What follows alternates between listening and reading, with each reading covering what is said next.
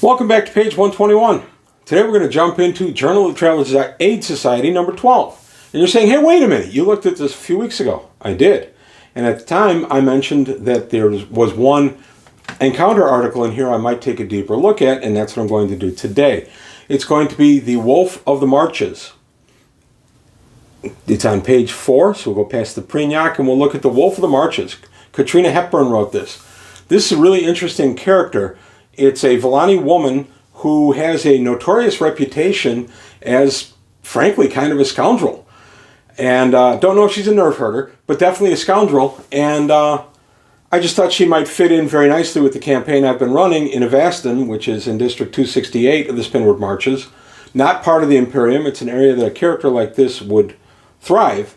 And in fact, she has. Interesting write-up. She is the captain of the ship the Triple Brick. And there's a nice look at her and some of the crew. And Kairiana, Wolf of the Marches, Nakamura. She walks with confidence and dresses her svelte frame in fine brocade clothing, which, while looking a little old-fashioned and slightly worn, leans more toward nobility than anything resembling a cutthroat smuggler or pirate. With a silver tongue and quick wit, she speaks softly, elegantly, and is unnervingly polite.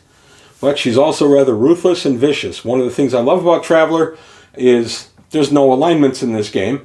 Anybody that's saying, well, wait a minute, you like alignments? Yes, I do, in D&D. I felt alignment saved my experience in D&D. After all the murder hobos I was constantly running into and all the campaigns that kept falling apart because the players would fall on each other, I thought alignments were really necessary there. On the other hand, I love the relief from alignments when I'm into another game like Traveler, Gam World, anything like that. So Kairiana, Wolf of the Marches, and here is her profile, her Universal Personality Profile, her UPP, and she's rather formidable. She's got a gauntlet laser, a laser sniper rifle, wearing a diplo vest, and a protect suit. So she's +7 armor, so take 7 off anytime you try to wound her. She has 7 strength, 13 dex, 8 endurance, 12 intelligence, 8 education, and 11 soch. So she can really kind of put on airs and go into places that an ordinary scoundrel just wouldn't be able to fit in. She can do it. I think that's kind of neat. She has such things as carouse, deception, broker, which helps, gambler also helps, and that's where she's really going to come in. One of the things my players have decided to do in Avastin is to start up a casino, because they are kind of the de facto ruling political entity on the planet right now. Avastin has a very strange political setup where it's basically run like a commune, but if anybody wants to take over, as long as they don't upset the apple cart, the others really don't care. So my players have done that, and they're opening up a casino in the High Port, and that's what's going to attract Kairiani. And then here are some of her crew. Natalia Nat Class, the youngest Sofont of the crew. She's the main pilot and astrogator of the Triple Brick, born and raised in Povabid, which is religious oligarchy, very suppressive to their people, and anybody that wants to get out has a hard time getting out, but she was able to. And now she's stumbled across the Wolf of the Marches and has found herself not only involved with the crew, but actually kind of enjoying the life. And then here's her UPP.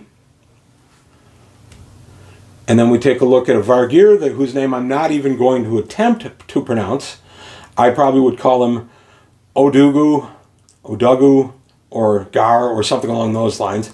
He spent most of his life as a pirate, despite the fact that he's an engineer. He really doesn't see combat, but he is the engineer aboard the Triple Brick. And he's just fine with whatever they're doing. He has no real moral compunction to steal as a pirate or just leave ships alone. He's fine either way. He cares more about his engines and his little pet, which I'll get to in a minute. There's his Universal Personality Profile. Esri Erling, born and raised in Joyous in the Sword Worlds. She was conscripted in the military at a young age. Whilst her family were overjoyed at this news, her only desire was to make the best of a bad situation. During her training and years of service, she developed an interest in starship weaponry and became proficient in their use. So she is the ship's gunner. And there's her UPP. And then we have Mao. He's a Prignac. If you saw the earlier picture, I'll go back to it just for grins. A Prignac, strange pet, but he is a pet of the Vargir. That's what a Prignac looks like. He is a pet of the Vargir engineer. The Vargir engineer is very attached to his little buddy. And the Prignac, for his part, tends to steal little shiny bits and stash them away. So every once in a while, to keep the rest of the crew happy, the engineer has to go into the small places aboard the ship, find all their little baubles that his pet has swiped, and give them back to the correct person. Otherwise, there is some problems, and eventually the little pet's going to be either banned from certain areas of the ship or gotten rid of. So that's a nice little tension thing aboard the Triple Brick that I like. And there's his stats as a Prignac. And there is the High Guard for the Triple Brick. And she's a specialty 200-ton merchant, tech level 11, 2 thrust, 2 jump, and quite a bit of cargo area, 45.5 tons of cargo area, and not really that expensive to run when you're basically not paying your creditors. I haven't figured out the true backstory on how my captain got this ship in the article. I think she won it. I don't know if I'm going to go with that or not. It's a little too Han Solo for me, despite me just referencing Han Solo earlier. But there are the decks, the deck plans for the ship, and that's it. So I'm pretty excited. I like a fleshed out group of NPCs, and I like ones that have some quirks, like the little Prignac. This crew hand, who is the youngest of them, and is really wrestling a little bit with some of the morals of what they do, and I like that. You can build a nice dynamic tension with the NPCs, especially as they interact with the player characters. I had one NPC already appear in this game who was essentially being held kind of as a vassal because he owed his master a lot of money. He wasn't happy. He wanted to just get free and do his own thing. The players were able to kind of work things out where they paid off his debt and off he went. I'm not going to do the same thing with the wolf. I'm going to have her as a major opponent, maybe someone that's smuggling information to other powers in the area about what the players are doing in Avastin. And this, if you recall, is also Avastin is the planet that the players are trying to change the universal world profile on, because the profile that is given from the second survey is actually incorrect and was fudged for reasons we don't know. That'll be revealed later in the campaign. And the players are working to get through the bureaucracy and get the stuff updated to attract more people to Avastin. But there you have it. That's just a brief look at an outstanding article from JTAS number 12 on the Wolf of the Marches.